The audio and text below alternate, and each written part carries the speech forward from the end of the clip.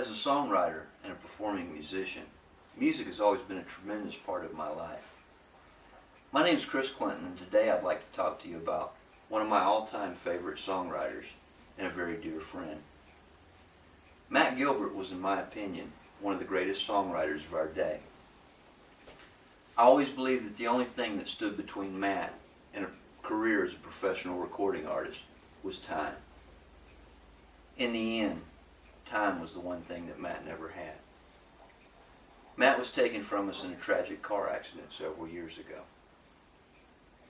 He never had the chance to record a studio album, to get married, or to raise a family.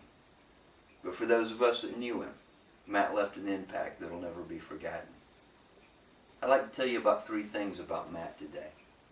I'd like to tell you about his abilities as a songwriter, his generosity as a musician, and his incredible ear for music. I was 15 when Matt and I became friends. At the time, Matt was only 13 years old, but he was already showing a lot of promise as a songwriter and a musician.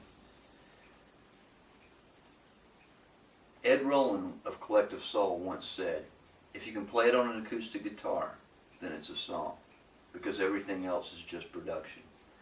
I think that's one of the things that made Matt such a great songwriter, is that he worked out all his songs with just his voice and an acoustic guitar. Matt started writing at a very early age, and when he was only about 12 years old, he wrote a song called Drew and Tell.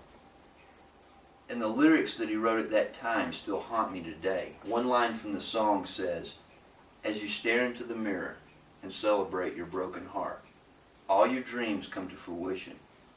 Will you ever rise to play the part?" Matt was also a very generous musician. I learned early on, as I was beginning to play guitar, that very few musicians will take the time to teach you anything. But Matt was different. Matt would sit down with me and he would spend hours teaching me songs. And it was Matt that encouraged me early on to learn to write songs. Probably the most amazing thing about Matt, though, was his ear for music. Many musicians, like me, consider themselves to be self-taught. And what we mean by this is we've never had any formal training. But most of us along the way have had some help. We either learned scales or chords from other musicians or from books. Matt was an actually self-taught musician, in the sense that when he was a little boy, his mother bought him a guitar, but she didn't know how to teach him to play. So Matt would listen to records and would actually learn to play the chords on his guitar from hearing them. He didn't memorize chord progressions. He didn't learn scale patterns. He learned what the notes sounded like and learned to construct chords based only on their sound. And it gave him an incredible ear for music.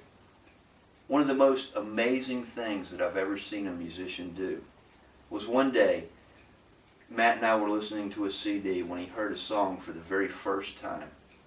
Now, this song was being played on an acoustic guitar, and the guitar was tuned to what is known as double drop D, which is, for those that don't play, you take the high and low E strings and you tune them down one full step. And it gives the guitar a unique sound, but it also requires you to play the chords differently than standard tuning. After listening to the song, Matt picked up a guitar that was in standard tune and began to play and sing the song. Now, as a musician, I was truly amazed to realize that in his head, he had taken this song, transposed it into a standard tuning, and then he went a step further. He transposed it into a key that fit his vocal range.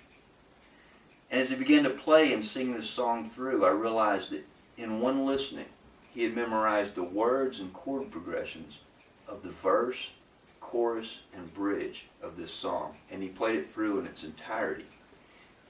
I think that's a testament to what a truly great musician Matt was. Matt was a good friend. It was Matt that inspired me to learn to play guitar and to become a songwriter. And through the years, I've had many musical influences, but by far, Matt was the greatest influence on my music.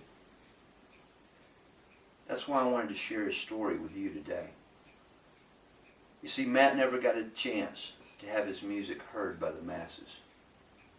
But for those of us who knew him, There's never been a star that was bigger or shined brighter, even if it was just for a little while.